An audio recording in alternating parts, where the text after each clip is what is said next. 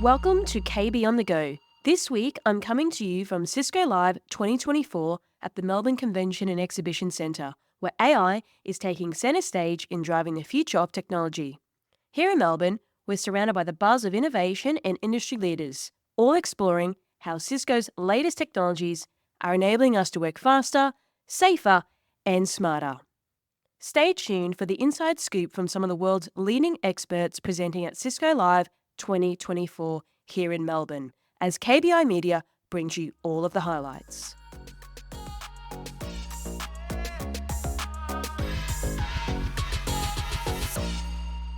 Joining me now in person is Raj Chopra, SVP and Chief Product Officer, Security Business Group at Cisco, and today we're discussing being an AI-first company. So Raj, thanks for joining and welcome. Thank you. Okay, so Cisco's security cloud vision as an AI-first company. What do you mean by that? So I'm going to give you my tagline and then I'll hopefully explain it a bit. To be in today's world a successful networking company, you need to be a security company. Because last time I checked, nobody wanted an insecure network. To be a security company that accounts for all of the different exceptions that exist in our daily lives, enterprise or personal, you need to be an AI company because the complexity is too big for you to capture that tribal knowledge in some set of logic expressions. So you need the benefit of machines and hence AI. And then to be an successful AI company, you need to be a data company. So when we talk and hence the asset that we all know as Splunk, now part of the Cisco portfolio, so the arc really starts from us being a successful networking company, leading us all the way to being very thoughtful, very methodical about data. And in between is the work that we're doing with AI. Okay, so I heard Dave West on main stage yesterday talking about to be this company, to be a data company, a security company, makes sense. What do you mean by methodical data? Yeah. Being methodical about the data means that there is a large volume of context that needs to be brought to bear. So I'll give you an example, made up example, but an example nonetheless.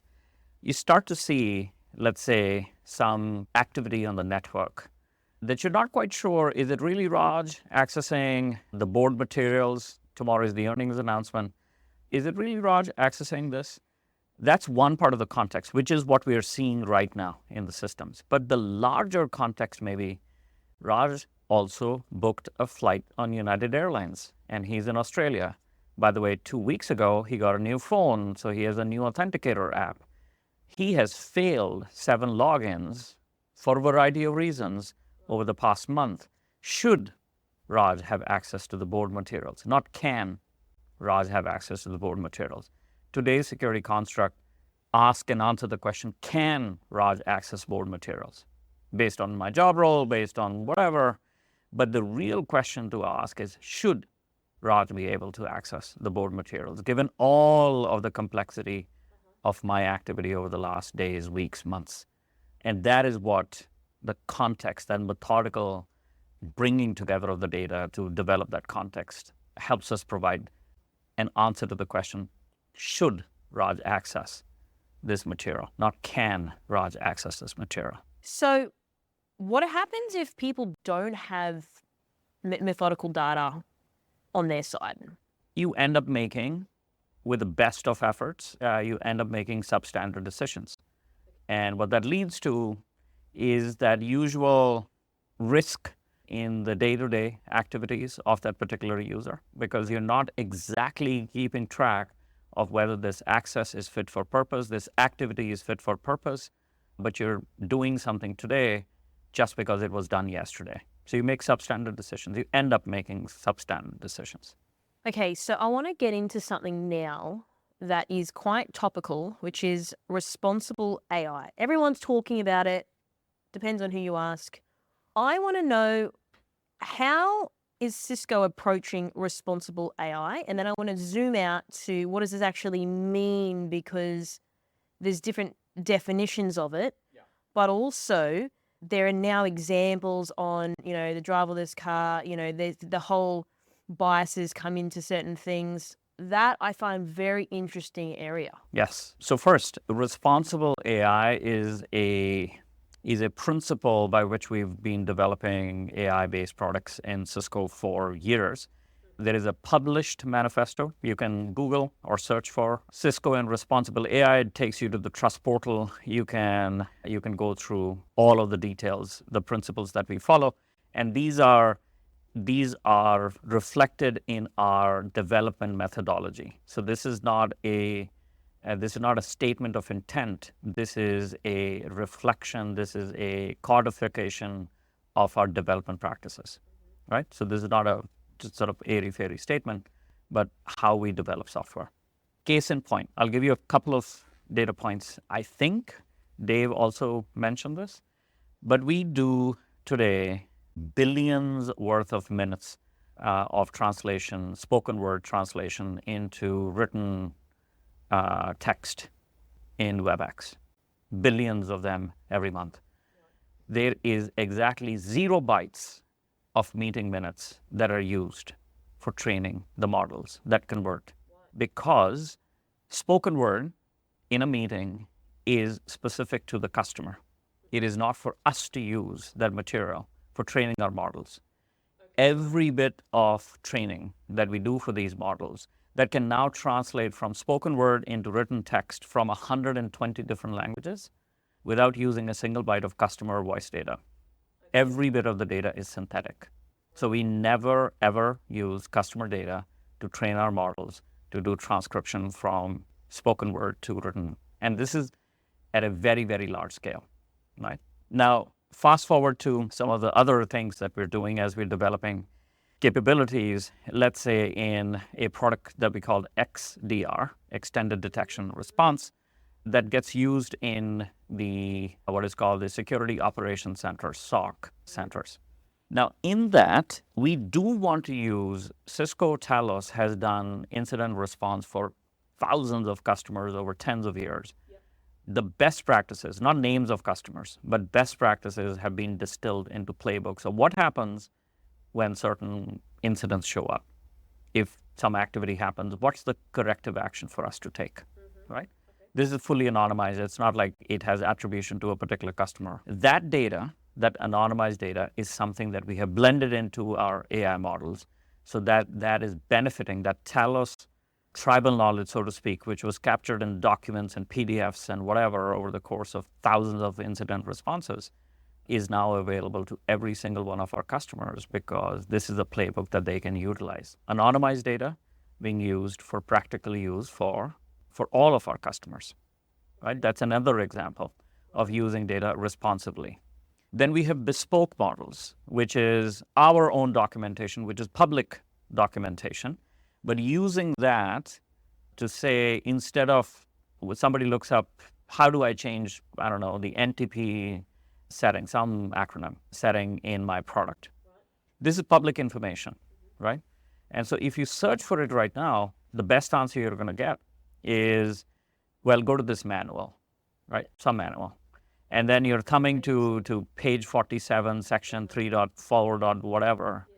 And like, great, thank you very much. Instead, from this public information, instead of you being sent down this rabbit hole, it literally just tells you, here are the steps you need to follow. And below it is an attribution. If you really want to go read it on your own, here is a link, click it, and you can get to that detail. But taking the time, right? And maybe some people will do, maybe some people won't. People just need to form their confidence, so maybe in the early days they will. So I'm giving you 3 models, where one is completely synthetic data being used, right, to build, train, fully service our models. Second is anonymized content that is used for general practice and benefit of customer base. And then there is public information, which is out there in the domain, that is being brought together in a way that becomes very usable without the toil of having to thumb through manuals and whatever else people end up doing today. And that would be the benefit of having the source, so you could cross-check it. Because again, if there was so much data out there that said You want it to be explainable. If somebody asks the question, why are you saying this? Why are you telling me this? You need to be able to say, here's why. So the part that's interesting about this is, and I've spoken to many people about this, one of which who is on the World Economic Forum for the AI board, spoke to me about this when I was in Vegas recently, around hallucinations. But then, for example, going back to the source, imagine if there was 50,000 sources out there that said the sky is orange. And therefore, when you ask ChatGPT, for example, what is color of the sky, and it came up with this, do you think, and then it led back to the source, which is fabricated. Yeah. How are people going to be able to discern that? And I know that they're trying to validate certain sources, but what does all make sense of that? Because this is where it gets interesting, especially for the younger generation who won't be able to understand and discern to do their own research and and to be able to look at the source and validate it or not. So this is the third leg of the whole thing. So we talked about data, then we talked about AI or training AI models, and then the third thing is how do you defend these models? Okay, so you mentioned about younger generation, like if this is my source of information and it's hallucinating consistently and persistently, how do I know any better? Okay, so there are typically three phases in which models are developed. The first part is when I'm building these AI models. Am I training it on diverse enough data? Next to you, there are Granny Smiths and some other apples sitting, right? Yeah. Right? So these are round and they're colorful. If all I trained my AI model on was round, colorful things, and I presented it a tennis ball, it would say that is also an apple. True. It's the shape. The shape, right? Because AI is very different than how traditional software has been written. The way traditional software was written, if this, then that. I give this input, I get an output. I don't know the output, but I know the input and I know my logic. In AI, it's flipped. I already know the answer. I have to now build my hypothesis that this answer shows up consistently when I presented a new input. Okay, let me say it slowly one more time, right? So if this, then that's exactly what you said, right? Correct thing. So I write my logic, I give it input, it will consistently give me an output. I don't know the output, but it'll consistently give me the same output. Sure. Okay. AI is different. I already know the answer. Okay.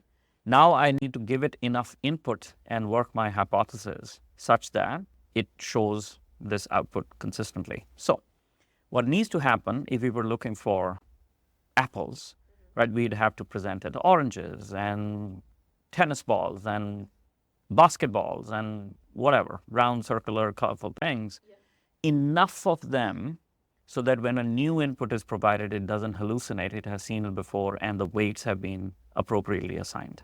Wow, that's complicated though. And here comes the part. It is complicated for you and me, but it's not complicated for machines. Well, that is true. Yes. Yeah. And that is the power of AI that, remember, now we're talking about, I don't know what the input is going to be. I do not control the input. Unlike software development where I control the input. This could be literally anything. I might be walking down the aisle here and there is a certain round, colorful thing. Is this an apple? I don't know what it is going to be, right? So first thing that you need to make sure is that has this model been shown enough diverse data that it's not going to hallucinate? Is it proper? But how would you define diverse enough? So the way it happens is when you present, so there are actually scores, I'll not go into that, but there are measurement scores. It is a very deep topic. It's called ELO, you can look it up. But that's how you measure whether the outputs are good or not from this. But has it been trained on enough diverse data is a matter of how large your model needs to be. So for ChatGPT, it needs to be in trillions of parameters, right? Yep. But if you had a drone that was going around the oil storage systems, right? Right now, there is a person once a month, they rappel up and down on one of those oil containers next to the airport to look if the rivets are leaking. It's not an easy job, right? But once a month, they climb up and down and take pictures. And here is a drone that goes around, takes pictures, like 5 pictures every second, and you just compare. You can do it every day. You can do 5 times a day. That model needs to be very small.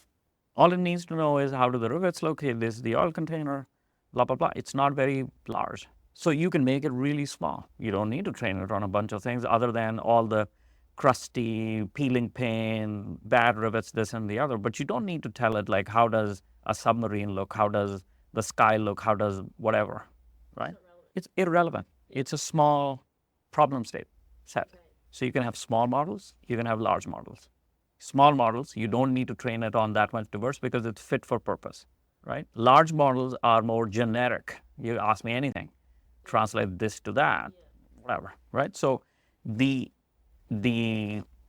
diversity of training data that is required for it to not hallucinate is a function of how generic versus how specific do you want a model to be. Yes? Yeah, wow. Okay. Yeah, that's interesting. Okay. So now bring it back to how to be secure so that this is fit for purpose. One is making sure that the data that is being trained on is good, diverse, enough that it gets to the right ELO counts.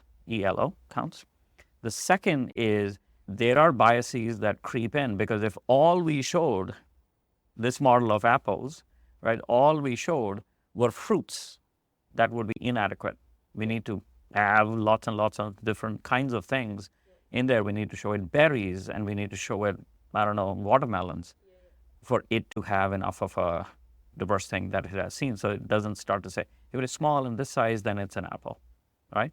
So you need to ensure that it is fit for purpose. You start suddenly feeding it images about leaves and trees and chairs and I'm like, what?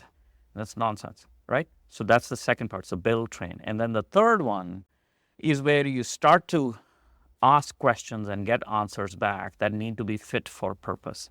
So what does that mean?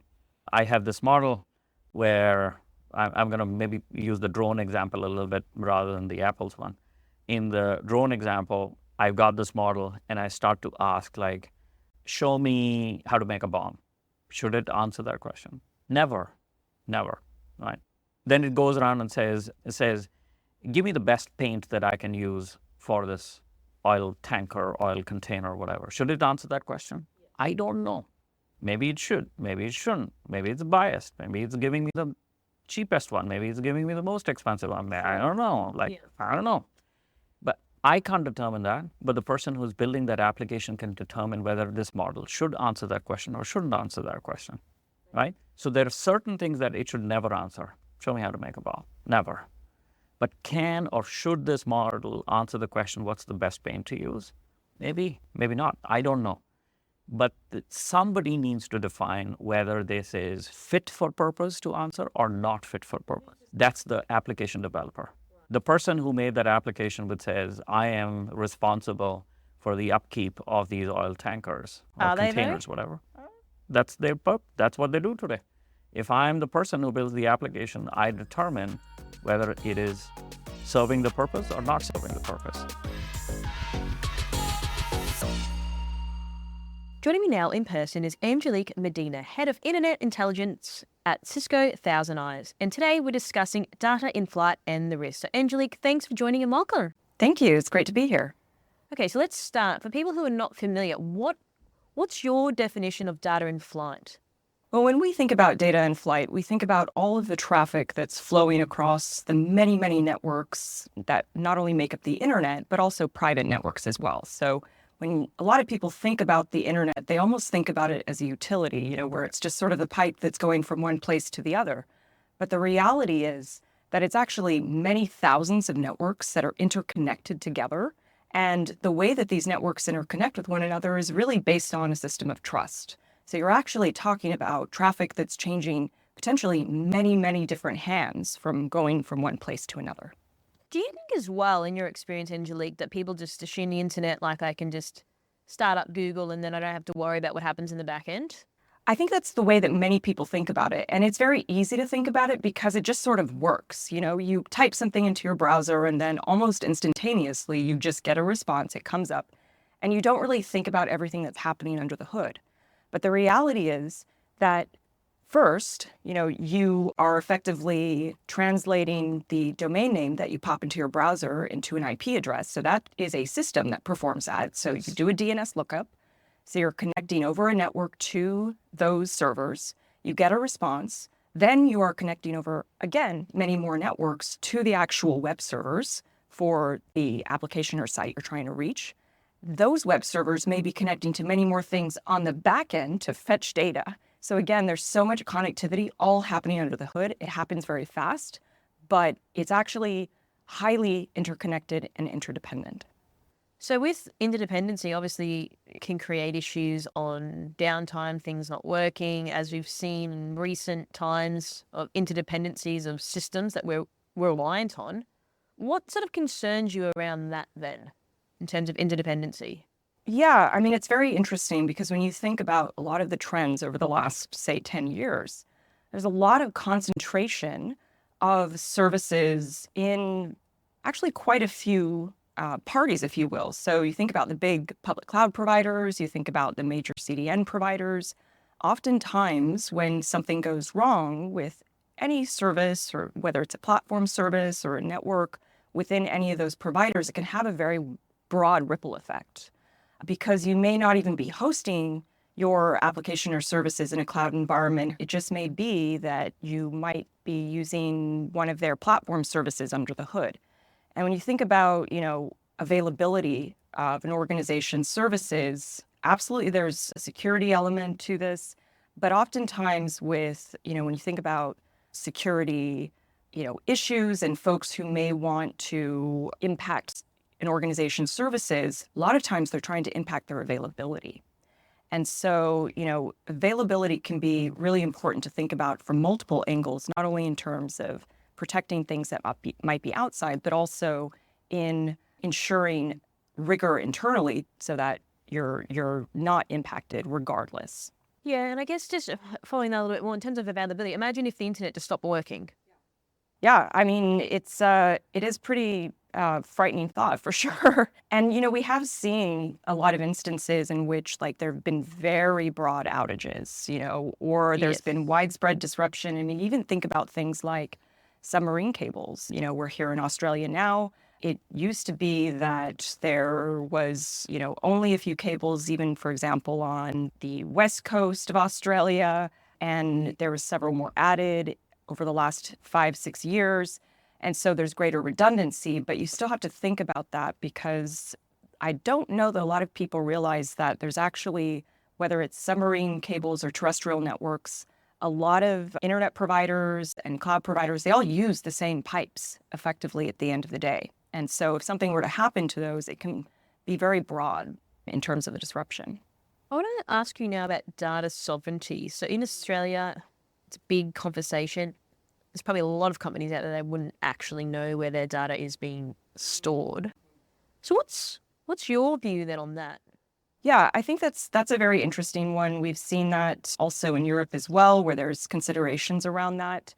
And it really is, in fact, the case. And it doesn't, that organizations need to be very mindful of this, because even if they're working with a very large organization that might have data centers in different regions, it's not always the case that you can assume that your data is going to be moved into the correct region. And so you really have to understand where it's moving at any given time, effectively having a paper trail. And the way that we think about this is you really need to understand across every single network, every single router, across the internet, all the way through to the destination, where is your traffic at any given time?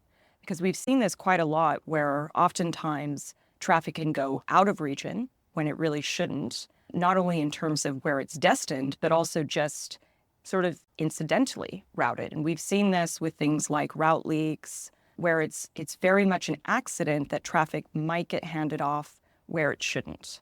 And oftentimes, a lot of organizations don't even realize that their traffic is being misrouted until something very public happens. So an example of this is a few years ago, there was a very small service provider in Nigeria, and they started accidentally advertising themselves as a route to Google services. Now, that is, doesn't seem like a terribly bad thing. They couldn't necessarily handle all that traffic, so that wasn't great. But one of their peers was China Telecom, who was right kind of neighboring them. And the thing is that China Telecom doesn't pass Google's traffic. So all the traffic they just started dropping all of Google's traffic. And that was really the first indication that folks had that there was this incorrect route that was propagating across the internet. Now, if China Telecom hadn't been dropping their packets, then folks may not have known for some time. So that is sort of an example of how a lot of these things happen much more frequently than folks realize. And oftentimes it's only if there's a performance issue or something quite catastrophic that clues people into this happening. Sure. But again, it doesn't always, manifest in that way. Would you say as well, I mean, with security, IT in general, like people are just struggling to keep their head above the water and keep the lights on. So it's like, unless they have to look at something, to your point around performance issues, no one's looking. Yeah, 100%. And I think that, the other thing too is that even though as users, we think about the internet as like, okay, well, this has been part of our lives for a long time. When it comes to enterprises, they have historically had a very different kind of approach to how they network. So they had, managed connectivity between, say, their data centers and their branch offices. And, they may have funneled all traffic through, a central place that, enabled them to kind of have their firewalls all there and to filter traffic and to ensure that they were very safe. So they weren't as heavily dependent on internet connectivity. So a lot of these issues and concerns are relatively new to a lot of enterprise IT operators. And so this is kind of a new world that they really have to now understand that the internet kind of functions very differently than it does in an internal private network. I mean, you think about it, the internet was actually founded as like an academic network, and it was built on this chain of trust. You just sort of agree to peer with another provider and exchange traffic. It was never meant to have the same security mechanisms that we think are really, really important today. I've had other people that I've spoken to that I know saying that, the internet is still put together by sticky tape and duct tape. Absolutely. Absolutely. That's a good way of putting it. But would you say that people's version of the internet is like it's this perfectly well-oiled machine, but in reality, if you have a look behind the curtain, to your earlier points, it can be a disaster? Yeah, absolutely. I think that we've made some strides in terms of route security. There's been some initiatives around RPKI where folks can effectively, have service providers ensure that it's not just anybody can say that they're Google or say that they're Facebook and try to take their traffic. There have been strides, but the interesting thing about the internet is that it's kind of it really is a community effort, if you will, because I can say, hey, you service provider, make sure that, this route that you're receiving, go check it and make sure that it's something that belongs to who's advertising it. But it's really up to that service provider to do it. So it requires a combination of really every service provider on the internet, as well as the application providers too, working together to make this work. And so it's going to take time to get there, but there has been some progress. But in the meantime, obviously, I think enterprises need to be much more mindful that this is not, it's not the same as an enterprise private network. So maybe, Angelique, can you talk through maybe some of the risks associated with data route changes, or maybe set the scene on like what is a data route change for people that are perhaps unfamiliar, and then the risks associated with that? Yeah. So routing on the internet is really interesting. So let's say that, I'm Google and I'm advertising my routes to my service through maybe many different service providers that are connected to me. And then it's kind of like a game of telephone. Those service providers then announce to their peers, and those peers announce to their peers. It really is sort of like this, hey, I'm advertising further out. Now, if I'm a service provider, I may have different options to get to, say, Google. I have one provider here, one provider over here. And the decision that I make on that there's going to be a number of factors. Some of them might be commercial. Maybe it's cheaper for me to send it one route than the other. Maybe one route is shorter, so that might be preferred. But in terms of like route changes, again, I'm really dependent on the providers who are sending their advertisements to me. And if something comes through to me that is illegitimate, and is, effectively, there might be somebody who is trying to spoof or say that they are someone and that, they have a route to the service, and it really is up to the provider. If they accept it and they send it on, which we see quite often, then all that traffic can just go to them. I mean, that's kind of really almost how it works, you know?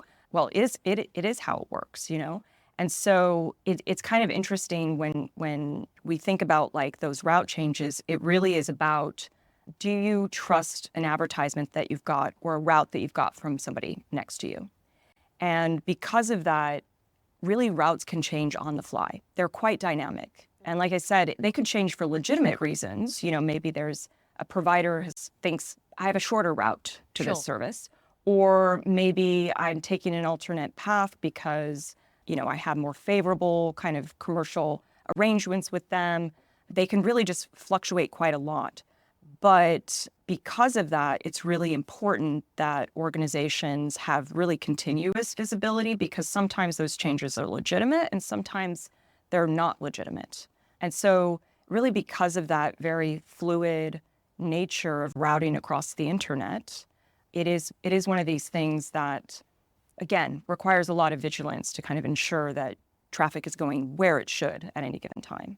So what happens when it's not legitimate?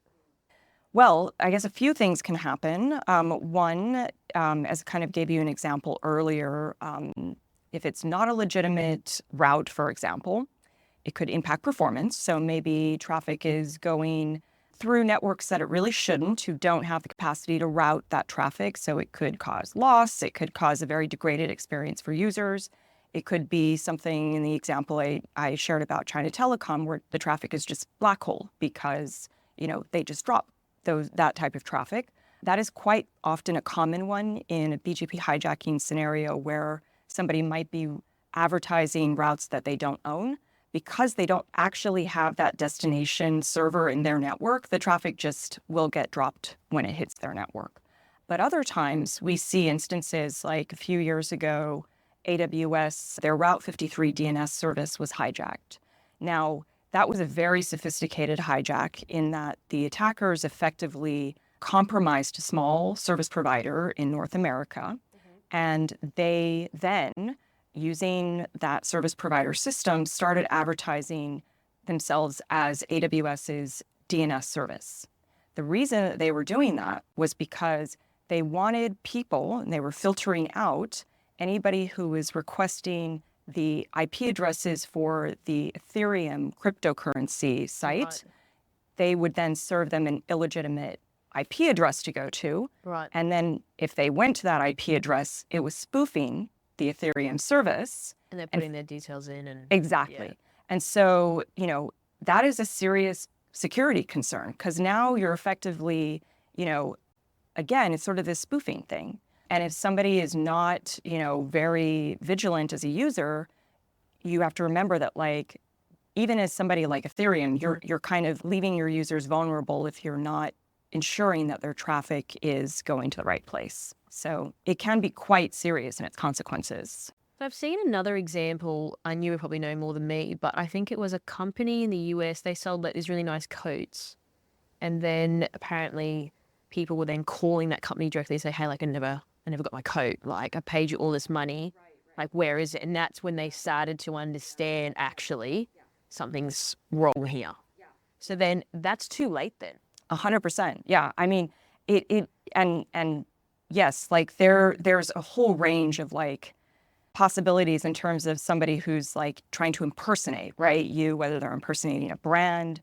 Quite often, you know, as I mentioned, these can have pretty significant financial consequences for an organization, reputational consequences, because, you know, in that case, obviously, these particular individuals considered the company to really be at fault here, right? And that can be difficult to repair when you're talking about a reputation, a brand reputation, right? And so it really runs the gamut in terms of significant, like, financial, reputational, privacy considerations.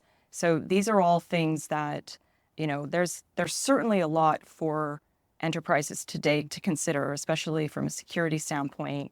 But even in this particular case, there was no compromise to the actual like Ethereum servers, right? Their internal systems weren't compromised, No. right? That's what's so interesting about this type of attack. Sure. But they were impersonated. These folks were able to convince them that they were them. And so that constituted a security issue nonetheless. So it's a very different sort of type of thing. A lot of folks really focus on, hey, I'm going to batten down the hatch. I'm going to ensure that my systems are very secure. And that's one of the reasons why it's increasingly harder to, penetrate somebody's systems. It might be, in fact, be easier to just try to impersonate them and see where you get with that, right? And so, it's a very interesting landscape when you think about kind of not only the internet, but just how the internet operates. There's some very fundamental systems like DNS that are very foundational to how the internet works. And they are often the target of issues like when we see DDoS attacks, they're very often targeted to things like DNS, because if you take down DNS, you're not just taking down a single organization, you're potentially taking down hundreds, thousands of organizations. And so those are the things you kind of have to think about, like where are those kind of fault lines, or where are those like points where you really have to ensure that you're maybe redundant, that you're working with a party that you have a lot of trust in, or that your own systems are well secured. Joining me now in person is Matt Caulfield, Vice President of Product at Duo Identity, and today we're discussing identity is the new spam. So Matt, thanks for joining and welcome. Thank you very much, Carissa. Happy to be here. Happy to talk about identity. Okay, so on that note, what is identity spam? What does it mean to you, and what's your version of it? Yeah, identity is the new spam is kind of a catchy phrase, right? What does that mean? Maybe 15 years ago, spam was a big problem for companies and for individuals. I remember it personally, having a Yahoo mailbox or a Gmail mailbox was a big deal. Then along came all these email security companies and kind of clean that up. It's not really an issue we talk about anymore. Identity, though, is very similar today in that you can think about it as attackers are kind of constantly knocking on the front door of all these accounts that are either your personal accounts or your corporate accounts. They're trying to make their way in almost in the same way that attackers used to send loads and loads of spam and phishing attacks via email. Now that's happening through the identity vector. Okay, so I have to ask, look, identity in my experience is not necessarily, I'm probably asking, you obviously care a lot about identity, but do you think it's one of those things that just gets relegated a lot? Like, there's other cool things like scenes and socks, and they seem to take the center stage. Identity doesn't strike me as a center stage main character energy. It does get relegated a lot, and it shouldn't be, to be honest. I've usually say, like, look, network security is still important today, but really came into its own about 20 years ago. We got next-gen firewalls and network security really flourished. 10 years ago, maybe endpoint security. There are a bunch of vendors who came out around that time and really flourished. This decade, 2020 I think, is the era of identity where people started waking up to the fact that hackers are no longer hacking in. They're just finding ways to log in. They don't need to go through the trouble of finding a zero-day exploit on your operating system or in your router or in your network. They're simply logging in. And so identity, we're finding, is moving in terms of ownership from where it's been traditionally, which is part of IT, into being under security. And so I think a lot of organizations are realizing that identity is just as important as a pillar of security as network security or endpoint security. Identity security is there as well. Is there any one of these things being so challenging in terms of, like, people are still using VPNs, people are still trying to figure out how to do MFA. So, like, let's even go back to the consumer. How many times do people have to reset their password? They forget it, it's not strong enough. Like, that's annoying. It creates friction, right? Yes. So what's your view then on identity? Like, it's an easier thing for us to sit out here in our nice comfy chairs and talk about it, but in reality, it's not as easy to implement, right? Yeah, for that very reason, which is unlike networking or endpoints, there's a real human factor in this one, because this is how are you verifying that a person is who they say they are? How are you making sure that they have access to the things that they're allowed to have access to? There's that human element, which makes it very difficult for both individuals and organizations to implement identity security. And so every company we talk to is sort of they're all in different walks of life, or they're all different parts of the maturity curve when it comes to identity. Some are just now trying to, as you said, adopt MFA, and they're just getting there. And some of the studies that we've done through Talos and through Duo have shown that we're doing pretty well in terms of MFA adoption. Most companies now have rolled out MFA to most of their users, that's great.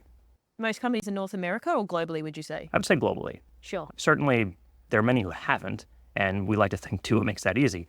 But we've also found that even if you've rolled out basic multi-factor authentication, maybe through an SMS on your phone or a Duo authentication application where you can press an allow button when something comes in, we're finding that attackers have found ways around those. Those are easy to phish. I can call you up and say, hey, I'm from the help desk. I'm trying to fix a problem with your account. You're going to get a code on your phone. Could you just read that back to me?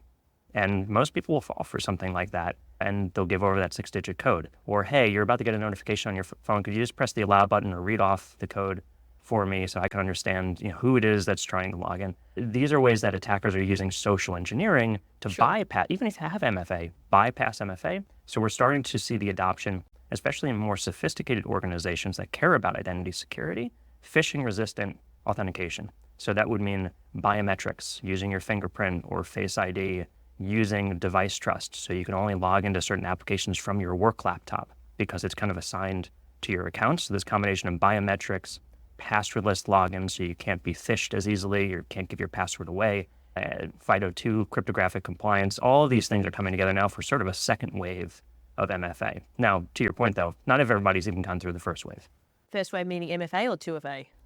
Yeah, just the first wave, 2FA. Yeah, wow. So using that example, when you say people get desensitized, so many notifications coming through, someone just keeps pinging, eventually you're like, okay, allow, because my kids are going crazy in the background, my wife's yelling at me, I'm just going to press allow, and then we've got a problem. Totally, yes. Yeah. So MFA flooding and MFA fatigue. So these are two sides of the same coin. Flooding would be me sending you multiple MFA push notifications and you see them on your phone and you press deny, and eventually it's 3 a.m. in the morning, kids are screaming, whatever's happening, you eventually relent and you press allow. The other form of that is MFA fatigue, which is we're trained to just by habit press the allow button when we see it on our phone. We oftentimes don't look at or scrutinize the details behind it and just say, oh, it's the middle of the workday, I see an allow thing, there must be some application that's trying to re-authenticate. I'm just going to go press the allow button. Exactly, and I think that that's something that even in my own company sometimes I'm like, oh, who's trying to access X system? And depends, sometimes, IP address isn't necessarily related to where I'm situated, but typically I do ask and it is someone legitimately trying to get into the system. So let's go back to the friction. So obviously we still need to ensure that we're identifying who the person is and we're authenticating them properly. But you said before around, biometric passwords. I've spoken at length on this show about that. What's going to happen then to the future perhaps of like password managers? What's their future look like? Yeah, I think there will always be a long tail of applications that will still be disconnected from the rest of the identity ecosystem. And the only way to manage authentication for them might be a username and password. But my hope is that we use passwords for those applications that you simply can't remember. And maybe use a password manager for those. But the vast majority of applications, say 99% of them that we use in the corporation, should be tied back to your single sign-on system. So you don't need password managers. You simply have a single password for your corporate account and you can log in. Using biometrics and etc. Plus biometrics and multi-factor authentication and all of those good things, yes. But then I hear the consumer side of it, people saying like, yeah, but then I have to have all these things that I need to look at the whether it's a token, it's the thing on your phone that you allow, it's, you get a text message, you get an email. People seem that they get annoyed by that. So how do we implement security where it's secure in terms of identity, but then also not impacting the user? Because again, as security professionals, when I was one historically, you're there to serve the business rather than practicing security all day, right? So where do you find that equilibrium between security and then, of course, allowing the business to operate? Right. Yeah, there's sort of a thin line between security and usability. Yes. We like to paint a picture that Duo is like right at that intersection. It's that brand that's kind of known as being both usable but also secure by default. But it's a very thin line to walk. It's very easy to fall into being too secure and too much friction, which takes you away from usability. If you stray too far into the usability side, you start losing some aspects of security. So it's about just finding that right balance. One of the technologies that I'm most excited about is passkeys, just because this is a thing that consumer applications and consumers can adopt in their everyday life to unlock applications using a fingerprint or using a Face ID on their phone rather than using a password at all. And we're starting to see passkeys start to show up in the enterprise world as well, where we can use passkeys as a way to log into enterprise applications. And it's very low friction. It's easier than it is to use a password because you're just using a fingerprint. And I guess the parallel to be drawn to that would be when you open up your iPhone with your face. And how annoying is it to have to put my, my code in if it doesn't recognize my face, for example? Exactly. So I think we're going to start to see more companies and more vendors leverage those technologies that are already built into your mobile device. And the technology is very good. It helps avoid deep fakes and some of these AI things. It's built into the technology. We just need to leverage it in the corporate and consumer settings, not just for unlocking your phone, but for doing many other things. But we're doing these sort of initiatives, Matt. You have to do it bit by bit. You can't just roll it out and then see what happens. So what would be your approach to saying, okay, we've got to do the first wave and the second? Yes, it's a journey. So everybody is in a different place. Some people are just starting on that kind of multi-factor authentication journey, identity security journey, and some people are further along. I'd say, look, if you don't have any form of 2FA or MFA on your accounts, start with that. Some MFA is better than no MFA. But once you're there, once you have basic MFA, make sure you're connecting all of your applications to your single sign-on system. You don't want a bunch of islands of identity that you're managing individually. It should all be tied back to your single directory, single sign-on system, whether you're using Duo or Microsoft or Okta or Ping. Doesn't matter. Just connect it back to the SSO system. And then from there, you can start getting a little bit more advanced. You can do things like start automating identity lifecycle. So when someone joins the organization, they automatically get access to the applications they need. And when they leave the organization, for whatever reason, they get those applications taken away and their account deactivated. These are basic block and tackle things. And then from there, start adopting sort of second wave multi-factor authentication, biometrics, passwordless, phishing resistant. So going back to when someone starts a company, how do you manage like privileged account management, for example? So I come in, I randomly have access to a system I shouldn't have. I mean, I've worked in enterprises before and it's like, why does Carissa have this level of access? We need to go and investigate them. There's just whole teams of people looking at this stuff manually.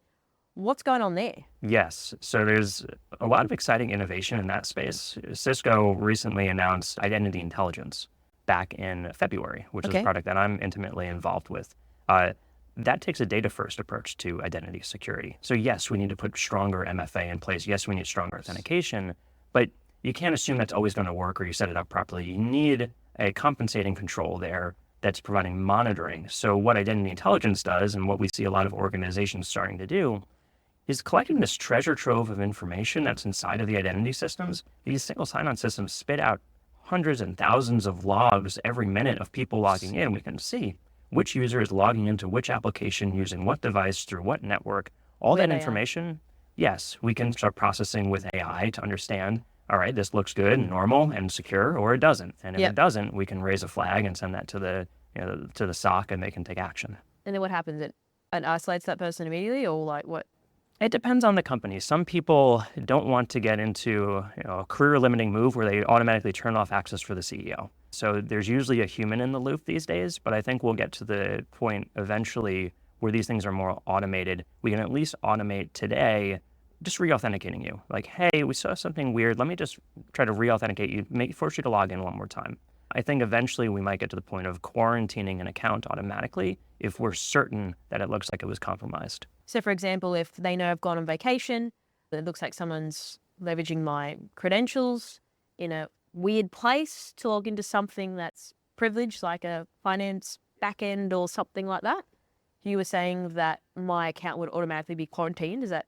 Yes, exactly. Well, you said you're moving, towards that automatically being right. quarantined. Today we have a human in the loop for all of these things, just because, like I said, you don't want to lock out the wrong person at the wrong time. But you can imagine, an attacker signing in while you're on vacation. Maybe you're in finance and your quarterly earnings are in a couple days, and they go into the finance system. They take that information out and they can do a little bit of insider trading. That's kind of scary, and you don't want that to happen. And so be able to monitor when an account is taken over and what they're accessing and look for those anomalies, like, okay, this is strange. This person's logging in from a new device, from a new location to an application that they shouldn't have access to. Maybe during quarterly earnings, things are more locked down. They're trying to access the finance system. Maybe that shouldn't be happening. So let's raise a flag on that and have somebody take a look at it. So going back to, all the logs and the data or data, speaking to American, from what you're talking and what I'm hearing that you're saying, they're going to take a blueprint of someone like in the type of role that I do, and they're going to say, all right, these are all the systems you typically get. This is the type of access you get. Are you sort of going to be mirroring it off Carissa's identity because based on someone else that's already working there? Is that how that works in terms of the PM side of things, but then also managing if someone's stealing my credentials, etc.?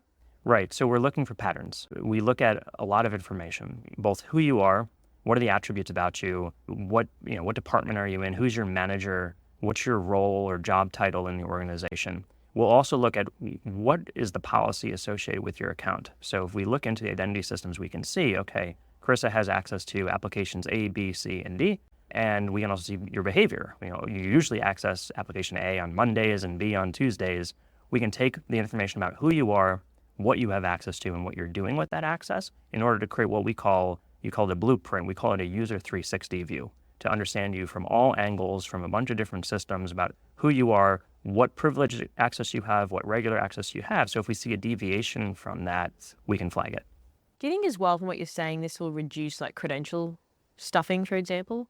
I don't know if it will reduce attackers attempting credential stuffing, but I do think it will help us detect attempts at credential stuffing. And we're already seeing these capabilities built into tools like Duo to detect credential stuffing more readily. Yeah, faster right when it's happening, maybe rather than after the fact. Credential stuffing, great way in order to take over the first factor credentials for an account. Hopefully somebody's putting in place multi-factor auth. But if we can say, hey, we see a lot of credential stuffing in your organization, it helps motivate the need for implementing stronger forms of multi-factor as well. And do you come across that often in your experience? Quite a bit. We'll run identity assessments. So as part of our identity security offerings, we do this identity security assessment. Well, we'll come in and we'll take 30 days of data. It's all read-only, so we're just pulling data in, we're analyzing it. And oftentimes we do find attacks in the wild. We don't always find a smoking gun of a compromised account, but we can give you a profile of these are the types of attacks that your organization faces and from where. So we see credential stuffing, we see session hijacking, we see users sharing authenticators, sharing devices, and we paint a picture for the customer around this is the type of thing you're up against. So, Matt, from your experience, why would you still say, and I know, again, as I said earlier, it's easy for us to have this chat, but it's harder to implement. Why would you still say identity is still so challenging, though? Yeah, why haven't we fixed this quite yet, and why is it so hard to get right? I was thinking that, but you said it, but yes. Yeah, it's difficult. Part of it is the human element, which we mentioned already, which is, we're not dealing with patching a server, right? A server can't really argue with you if you're patching it. People are a little bit more difficult to deal with, and it's difficult to change their behavior. So that human factor is probably the hardest thing to change, to get them to adopt more mature ways of doing authentication and changing their day-to-day behaviors. So we need tools that are very easy for them to adopt and feel very natural as part of their day-to-day work. So that's a piece of it. I think the other thing is that attackers continue to evolve. So just as much as the tools are evolving and they're becoming more user-friendly and more secure by default, passwordless and things like that, at the same time, attackers, with the pandemic, you suddenly have companies enabling people to work from home. They're already doing that, but they're also enabling attackers to work from home. You have all these remote access technologies where anybody can access anything from anywhere. Well, suddenly anybody means anybody. Anybody on the internet can access anything from anywhere. And so we've seen a rise in identity-based attacks just because this is the easiest way for attackers to get in. And we're seeing a lot more and more of that lately, especially with people on LinkedIn. You're able to do reconnaissance on, hey, I'm going to search for everybody in this organization who's part of the IT department who has a Microsoft certification or a Cisco certification. And that's going to lead me to the network admin or maybe the identity admin pretty readily. And then I can go target them with social engineering. I can pretend to be their relative or a coworker or somebody from the help desk or the IT department and call them up and try to harvest their credentials so that I can use them. So I just want to end maybe on one last question. You said, obviously, challenges because of people and how they are. We can't configure human beings as much as we'd like to. You said you want stuff to feel more natural. What does natural look like in your eyes? Right. We want, ideally, your ideal workday, sit down at my desk, open my laptop, either show my face to the camera or I put my fingerprint on the fingerprint scanner, and that's it. Throughout the rest of the day, I'm logged in. The trust is established from 9 a.m. or 8 a.m., whenever you start your day, 7 a.m., whatever it is, and it carries with you throughout the day. Of course, if you walk away from your system and you lock it, of course you'll have to re-authenticate when you come back to it. But other than that, we don't want every little application throughout our day interrupting our flow. Nothing drives me more crazy than I'm trying to do something and then suddenly I get, distracted and I can't remember what I was doing in the first place. So just staying secure and then staying out of the way is the ultimate goal for how we do that. And so Duo has that capability with something called Passport that we announced back at RSA in May, which just makes it so that you can do exactly that. You log in with a fingerprint to your laptop, and then throughout the day, you're not re-authenticated again. It's remembered. Just a rudimentary question. I'm just curious to know, in terms of like, if you had a company of 50,000 seats and everyone's getting logged out, what would be the reduction in the productivity of people going down the help desk? Forgot my password. I don't know. Now I'm over it. I'm going to get a coffee. I'm just purely being logged out. I mean, I've done it, but imagine multiplying that by 50,000 people. That 20 seconds here and there can then add up. Exactly. Yeah. 5 seconds here, 10 seconds there. It adds up dramatically throughout the day. We're starting to do those types of studies. I don't have an answer for you yet, but my expectation is that it's not trivial. There's probably millions of dollars a year wasted in the average company on just trying to log in and dealing with the authentication issues. That's a guess, but I wouldn't be surprised. And there you have it. This is KB on the Go. Stay tuned for more.